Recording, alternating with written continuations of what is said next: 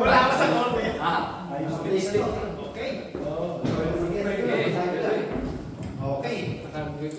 Okay na, naka-on na yan.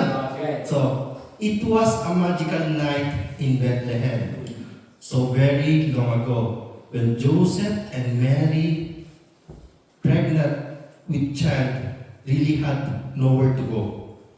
They walked yeah, down the street trying to find somewhere to stay. But every innkeeper they met said, not right now. Not right now.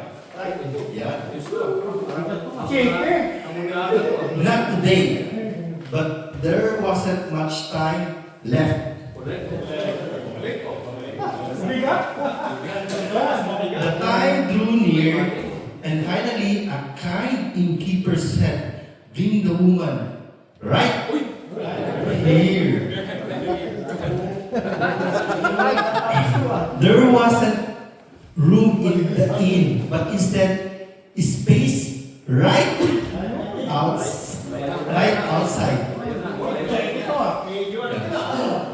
In a stable with a manger with animals right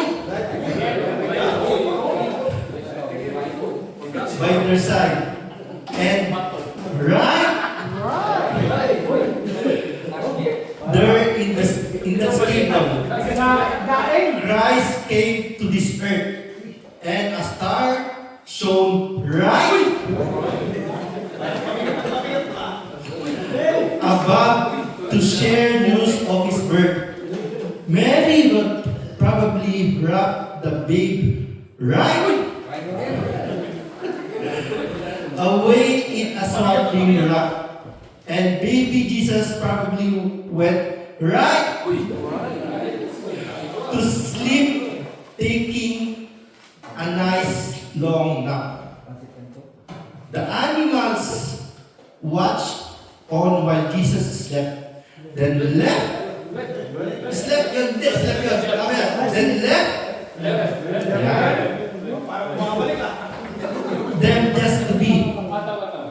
And brand new mom, dad, and babe, and a brand new family. While the family enjoyed their first, probably not so silent night, people saw the star that was brighter than the one on its left. And right. The star was a sign they've been told about. A message left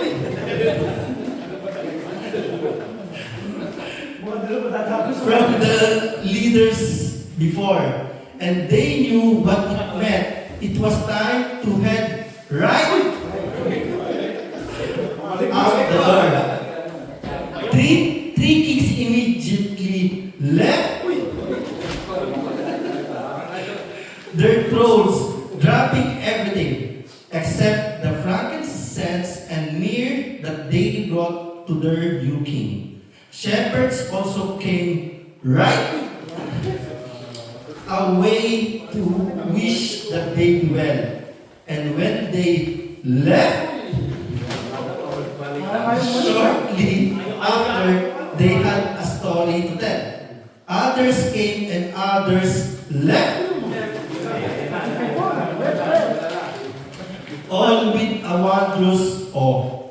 Even though all the baby Jesus could say, right now was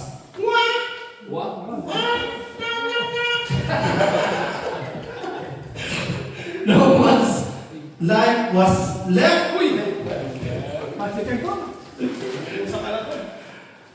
the same after that very miraculous night. The world was changed forever, and the stars burned a little more bright. While we may not have been right there, right on that fateful night, doesn't mean we weren't left. Just as blessed with Jesus Christ shining light. So every year, right around this time, when we celebrate the birth of a king, think about the legacy he left. He left.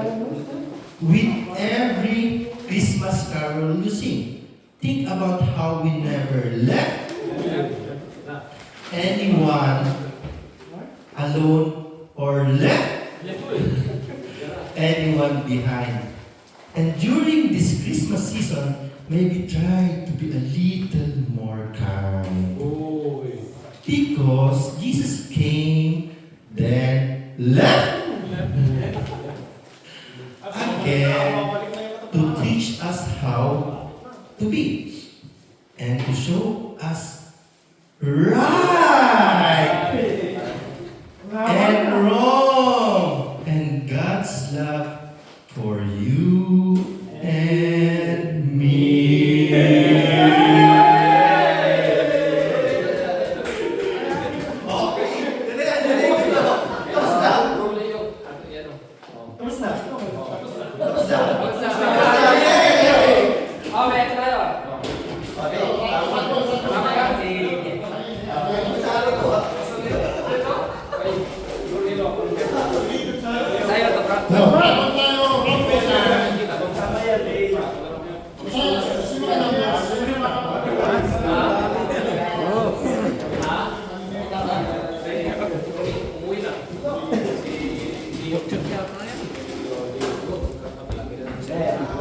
Yung number na mabubunod nyo, nilakaw ulit natin yung mamaya. Walang number ko lang po eh.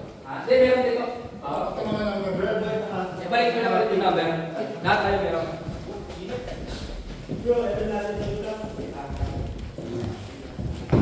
Ayos yung ring pala ito.